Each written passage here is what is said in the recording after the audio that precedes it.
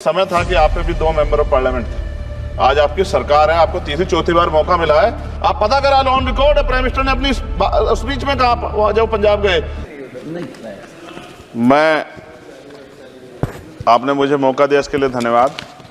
मैं अपने व्यक्तिगत जीवन में, मेरे आज भी याद है, मेरी माँ ने एक बार मुझसे कहा कि मेरे मामा बहुत गौरवशाली हैं कि उनकी बिटिया ने उनको प्लेन का सफ़र करा दिया। क्योंकि हम गांव से आते हैं, किसान परिवार से हैं, तो हर चीज़ की हमारे लिए अहमियत है। मैंने भी ये तय किया था कि मैं अपनी सैलरी से अपनी माँ को एक बार हवाई जहाज का सफ़र जरूर कराऊंगा। अब हालात ऐसी हैं, आप बेहतर जानते हैं, हमने देश भी जानता है, सब लोग जानते हैं कि गरीब आदमी हवाई जहाज में सफ़र नहीं कर सकता। प्रधानमंत्री जी तो कहा था बहुत दिन पहले कि चप्पल वाला जो है हवाई जहाज में सफ़र करेगा, लेकिन आज हालात ऐसी, किराया भाड़ा इतना बढ़ गया है, जो नीतियाँ हैं उसकी वजह से, कि गरीब आदमी सफर नहीं कर सकता है। गरीब आदमी तो ट्रेन में एसी के डब्बे में सफर नहीं कर सकता, इस तरह के हालात। तो मेरी मंत्री जी से मांग है कि कोई व्यवस्था ऐसी की जाए कि जो करोड़ों महिलाएं देश की हैं, करोड़ों परिवार ऐसे जिन्होंने सपना ही देखा हवाई जहाज को जाते, उनको भी एक बार मौका मिले कि हवाई जहाज का सफर कर लें। तो अगर किराया सस्ता होगा तो शायद वो प्रयास कर सकते हैं, उनके बच्चे प्रयास कर सकते हैं। साथ साथ वायु यात्रा में सेफ्टी सिक्योरिटी का बहुत ज्यादा ध्यान रखने की जरूरत है। कई बार हादसे हुए हैं, कई चीजों पर हमें गौर करना है। साथ साथ ज्यादातर एयरपोर्ट जो है वो प्राइवेट हो गए, और प्राइवेट होने की वजह से कर्मचारियों का शोषण होता है। कर्मचारियों की, क्योंकि हमारे यहाँ बेरोजगारी बहुत है, तो कर्मचारियों को वहां काम करने में जो सैलरी मिलती है उसमें एक बार का टिकट भी नहीं आता कई जगह पे। तो मेरी आपसे ये आग्रह है कि जिन लोगों जो प्राइवेट हो गए वहां भी सैलरी कम से कम न्यूनतम वेतन इतना होना चाहिए 20,000 रुपए, कि वो अपने परिवार का भी और सफर भी वो कभी कर ले, ऐसा मौका भी उन्हें मिलना चाहिए। साथ साथ प्राइवेट होने की वजह से SC ST OBC के बच्चों को जो नौकरी मिल जाती थी वो भी जीरो होगी।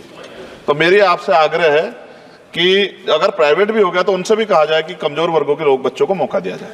साथ साथ नगीना में जहां जिन्होंने मुझे चुन के भेजा, मैं उनका धन्यवाद करता हूं, उस क्षेत्र का, वहां एयरपोर्ट नहीं, और लंबे समय से उनकी ये मांग, वहां पायलट ट्रेनिंग स्कूल भी नहीं है, एरोस्टेस ट्रेनिंग स्कूल भी वहां खोलना चाहिए, क्योंकि ग्रामीण क्षेत्रों की प्रतिभाओं को नकारना नहीं चाहिए।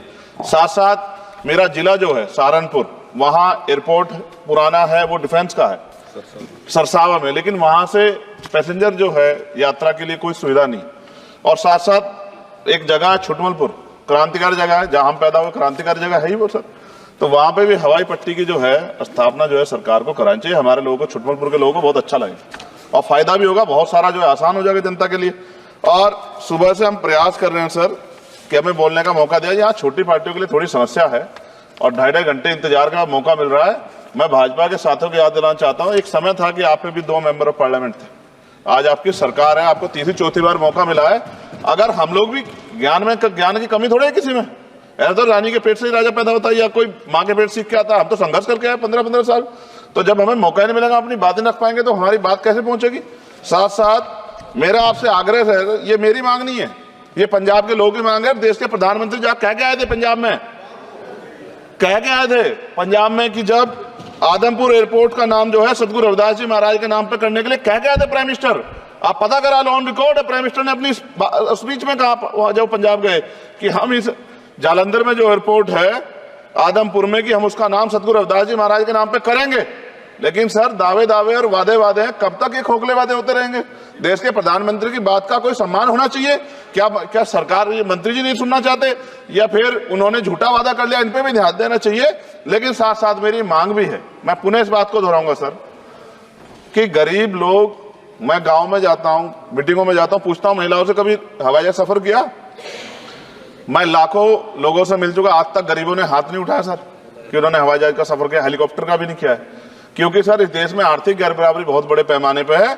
गरीब पैदा होता है, मर जाता, ना अच्छा इलाज मिलता, ना सुविधाएं मिलती, बस उसका जीवन है कि वो पैदा हो गया, ऐसा लगता है मजबूरी में पैदा हो गया, उसको पैदा ही नहीं होना चाहिए था। इस देश में कमजोर वर्गों के लोगों का भी सम्मान होना चाहिए, उनको अवसर मिलना चाहिए।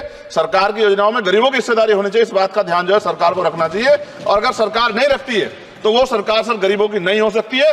नौजवान जो है मंत्री सरकार ने दिए हैं, और मुझे उम्मीद है कि एक नौजवान दूसरे नौजवान के दर्द को और गरीबों के दर्द को और ग्रामीण क्षेत्रों के दर्द को समझेगा। और मुझे भरोसा है आपके ऊपर, आपकी शैली के ऊपर, क्योंकि पिछली बार भी विषय उठा था। हम जाते हैं सब लोग कि आप इस बात को इस बार सफल करने में कामयाब हो जाएंगे। मेरी मंगल कामनाएं भी है कि कोई गरीब परिवार आपको प्रार्थना करे, दुआएं करे कि आपने उनको ये मौका दिया। वरना आदमी पैदा होता है भारत में और गरीबी में मर जा, हजारों साल चला।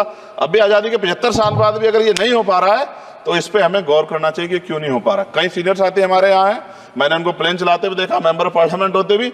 मेरा विश्वास है कि अगर इधर से भी और इधर से भी सब लोग जनता के विषय में सोचेंगे तो जनता की जिंदगी आसान होगी, जो कि अभी नजर नहीं आती। और मैं फिर आपसे आग्रह करूंगा, आप चेक कराइए, SC ST OBC के बच्चों को वैसे ही नौकरी नहीं मिल रही है, और जब ये पूरा सेक्टर प्राइवेट हो जाएगा तो क्या रिजर्वेशन करेंगे हम लोग?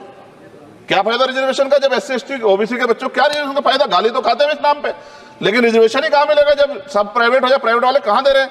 तो उनको कहिए कि प्राइवेट सेक्टर में मैं विधेयक लेके आया, निजी विधेयक, कि प्राइवेट सेक्टर में SC ST OBC के बच्चों को मौका मिलना चाहिए।